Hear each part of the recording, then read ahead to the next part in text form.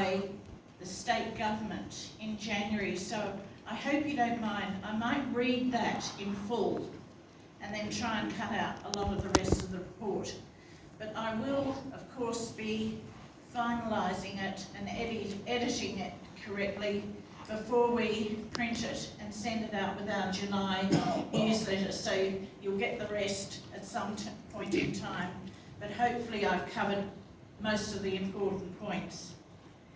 So it's a year later since I wrote the last President's report, and the heading was, "Get Out of the Way, Rose Jackson Social Housing Warning for Anti-Development Sydney Suburbs." This was in a heading from The Guardian on the 13th of April. Her warning is now a stark and alarming reality.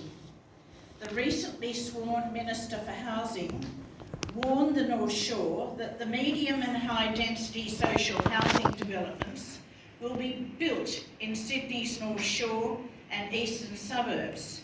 Jackson went on to say that she hopes to bring the communities described by some as anti-development with her.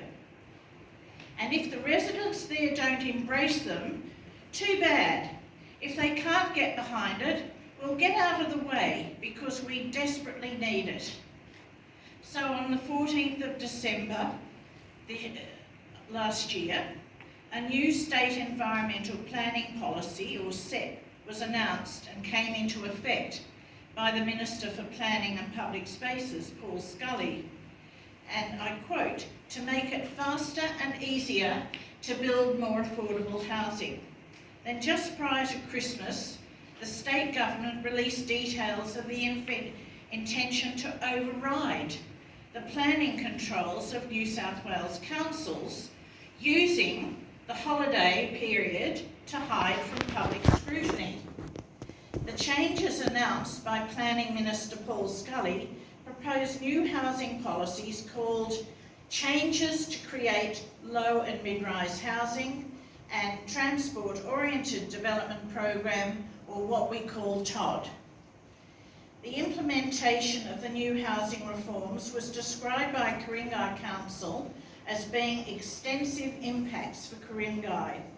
Only councils were allowed to submit a written response on the TOD, and by the 31st of January.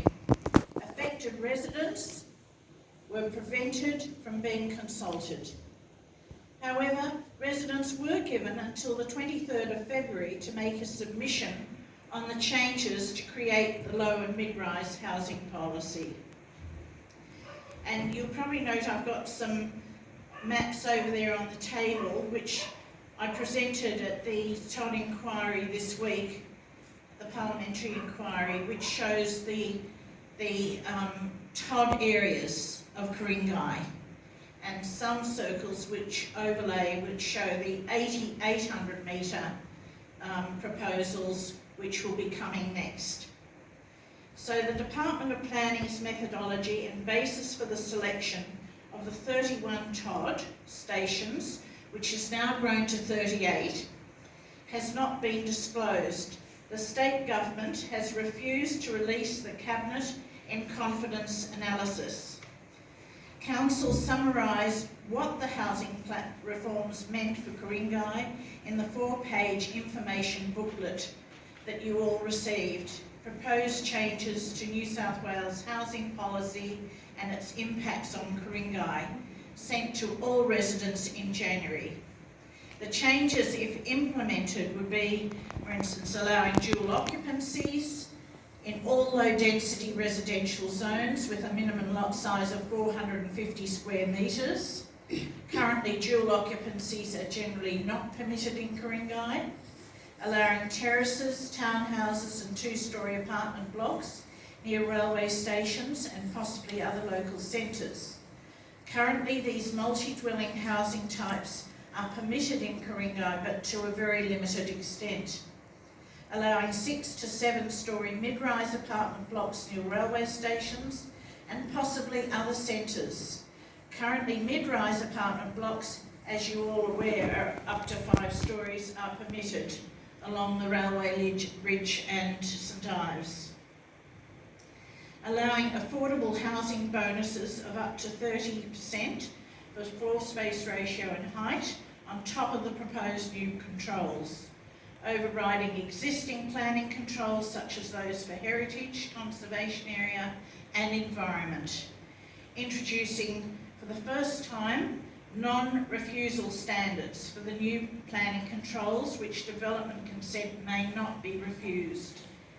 There will be impact on heritage, trees, biodiversity, traffic and stormwater, and of course significant tree loss across Ku-ring-gai. No consideration currently given to the necessary infrastructure to support density, such as schools, transport and community facilities. Well, Council also commenced a community survey on the New South Wales Government housing policies on the 16th of January, which was promoted to Ku-ring-gai residents and businesses. By the 24th of January, Council had already also established an online survey for residents to have their say to help form Council's submission to the state government on the TOD, which was due by the 31st of January. And if you haven't read the Council submission, I really recommend you do. It's outstanding, as is the low and mid-rise submission. By the 31st of January, when the TOD submission closed, there was a total of 2,428 Council survey responses received. But then the housing survey closed on the 16th of February. On receiving the news of the housing reforms, FOKE immediately met and spoke with community groups, Council's acting General Manager, staff and councillors, and arranged meetings with local MPs Matt Cross, Alistair Henskins and Paul Fletcher to support not only Council but to also coordinate a Ku-ring-gai-wide response to what was being characterised as undemocratic, top-down and blunt housing reforms.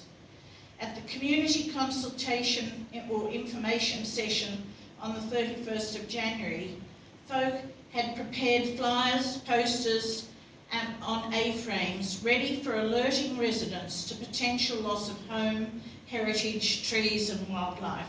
You've probably seen those A-frames on the TV quite a lot. FOKE collected names of residents willing to help with the distribution of FOKE flyers, and over the next few weeks we hand letterboxed by members and volunteers 17,500 flyers urging residents to send submissions to the New South Wales Government. FOKE also set about studying the government documents and sent a submission on the changes to create low and mid-rise housing to the Department of Planning before the close of the